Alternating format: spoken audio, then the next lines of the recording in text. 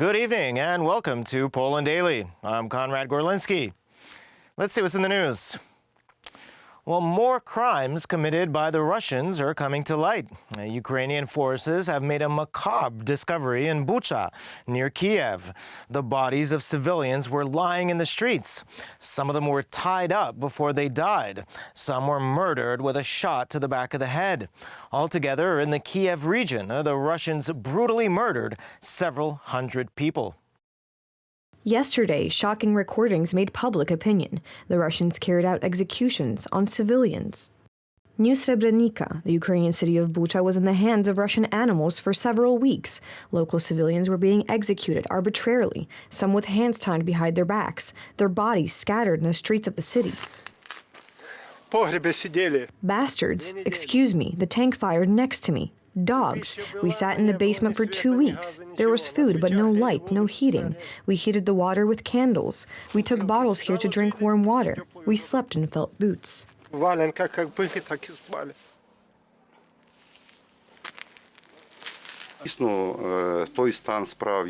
The city of Bucha faced military actions, and the enemy left us gifts after fierce fighting, inhumane treatment of civilians. Let me give you an example. The bodies of those killed are still lying on the streets of Bucha. Their hands were tied behind their backs with white civilian rags. They were shot in the back of the head. So you can imagine what kind of lawlessness they have committed here. We will record all of this, and this material will be used before the tribunal, but I would not like to talk about it now. You should understand how relieved we are now. The Kiev region has been liberated from Russian troops. However, the president of Ukraine warns that the situation in the east is still very difficult. Our defenders are still regaining control over towns in the Kiev and Chernihiv oblasts. More and more Ukrainian flags are hanging in areas that were once occupied. The Ukrainian armed forces do not allow the enemy to withdraw without a fight. They hit them, destroying everyone we can reach. We are strengthening our defenses in the east and in the Donbass. We are aware that the enemy has the resources to put pressure on the eastern part of our country. This week, the Ukrainians liberated, among others, Irpin, Bucha, and Hostomel. The area is still being cleared of mines. The Russians left many mines. Only yesterday, a few hundred different unexploded bombs, various explosives, various mines were cleared from Irpin by appropriate services, by sappers. Irpin was also recaptured in the fights, while Bucha was not. Ukrainians entered Bucha about 2 days after the Russians left. As a result of Russian actions, the world's largest plane, Antonov An-225 Mira, which was stationed at the Hostomel airport, was destroyed. The sadness is indescribable. I just realized that exactly 2 months ago I made my last business trip. I never imagined something like this would happen. The mayor of Boryslav, Alexander Shapovalov, was released from Russian captivity. He had been there for 2 weeks. Russians in Ukraine are committing murders, rapes, and lootings at all times. Ukrainian troops regaining the cities find places abandoned in panic. Shocking data was presented by the expert on Eastern affairs, Sergei Sumlen. Russia planned to easy take Kiev within 3 days, following the capitulation of Ukraine. Russian army units were followed by thousands of riot police. Russian army purchased 45,000 body bags and brought mobile crematories. I am sure they have planned mass executions for Ukraine. Diplomatic attempts to end this war are ongoing. As reported by the Ukrainian side, the chances of a meeting between Volodymyr Zelensky and Vladimir Putin are growing. The talks are to take place in Ankara or in Istanbul. Today, Hungarians will elect their representatives in the parliamentary elections. The opposition, which has strongly criticized the ruling camp, united this year and entered the election on a single list. However, the ruling coalition of Fidesz and the Christian Democratic People's Party remains the leader in the pre-election polls. The ruling coalition's election slogan is "Hungary is going forward, not back." It refers to the left, which ruled before 2010 and whose rule was met with mass social protests. Viktor Orban, who has held the post of prime minister for 12 years, said today that he expected a great victory for the ruling coalition. I've worked for many months to win this election, so this is what I expect. This is what our country needs. That's what the country needs. The opposition, however, is also optimistic about the election results. Their candidate for Prime Minister, Peter Marchizei, is the former mayor of a small town on the border with Romania. There's a huge... These choices matter a lot, not only for the Hungarian state. We need high attendance. Every law-abiding and freedom-loving Hungarian citizen should cast his vote for change. Vote for the candidates of the united opposition and the opposition candidates from the national list. Thank you for everything. God bless Hungary. Bless Hungary.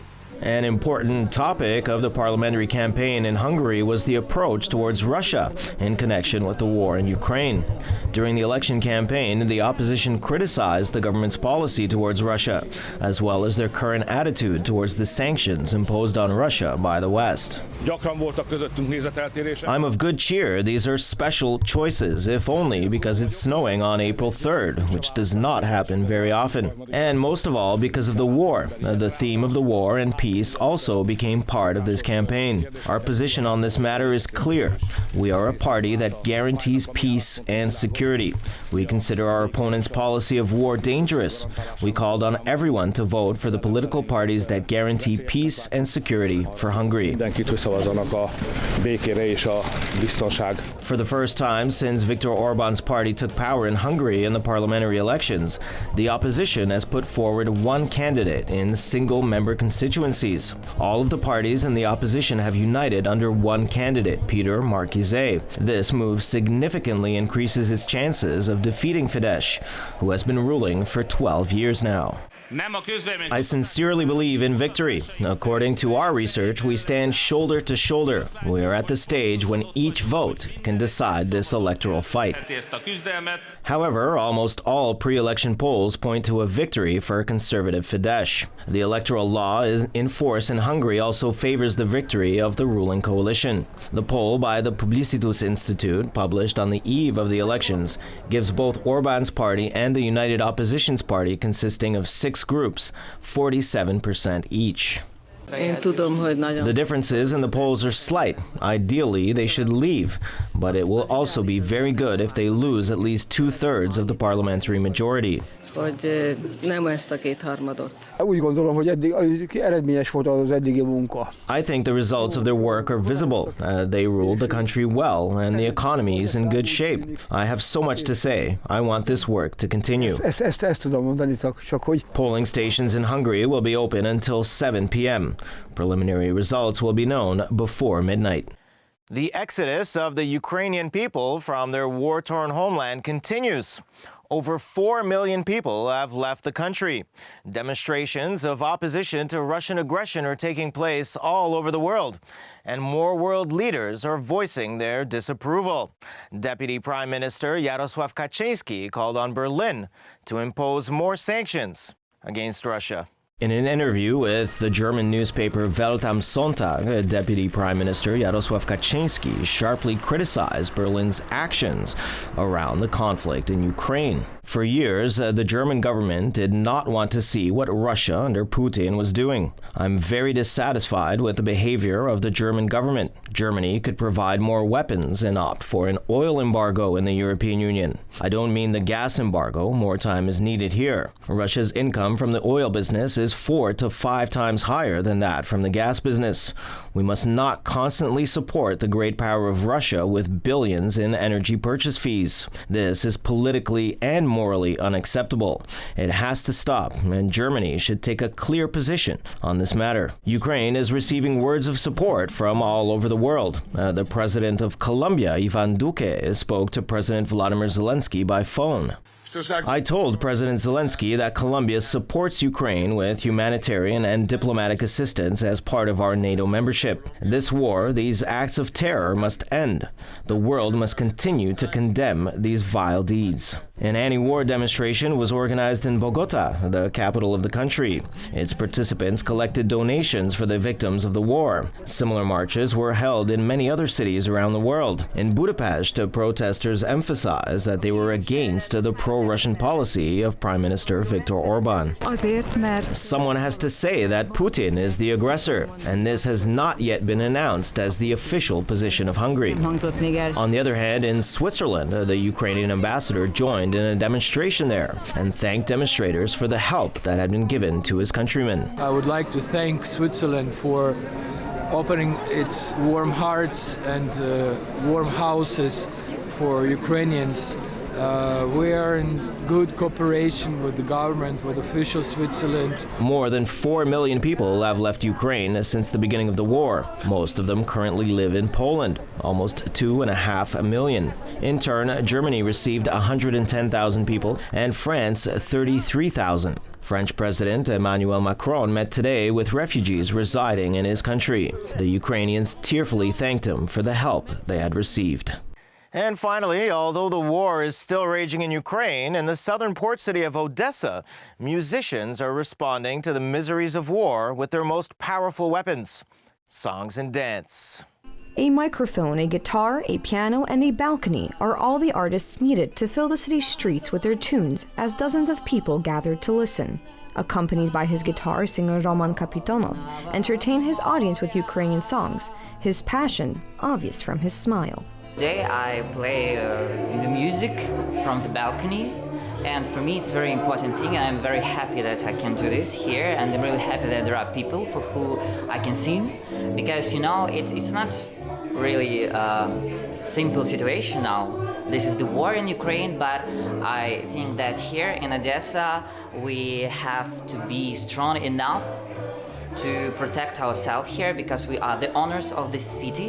Peron No. 7 Jazz Club is open for activists and musicians helping the community and willing to share their art. Yarosław Trofimov, the club's owner and a singer himself, is worried about the expansion of war, but said he wanted to do his part. Even being not a hot spot of this war, we here in Odessa are totally into this war. We are checking the news 40 times per day. We are expecting something bad to happen every second. And our goal right now is to give people 1 hour when they can feel they are still living a normal life. The music fever also spread to the nearby market, where dozens of people danced to a lively tune. Members of singer Victoria Szostak's family are stuck in Kherson and can't leave the city. She felt helpless, but still wanted the show to go on. I look forward to perform. I didn't perform 2 months. Having not performed in public for 2 months, she needed a quick check of her lyrics before stepping onto the balcony, taking the microphone and entertaining passers-by with her songs. As usual, thanks very much for joining us this evening. Please stay with us for Poland Daily Weather, Poland Daily Business, and other programs. But from me, it's have a wonderful week ahead.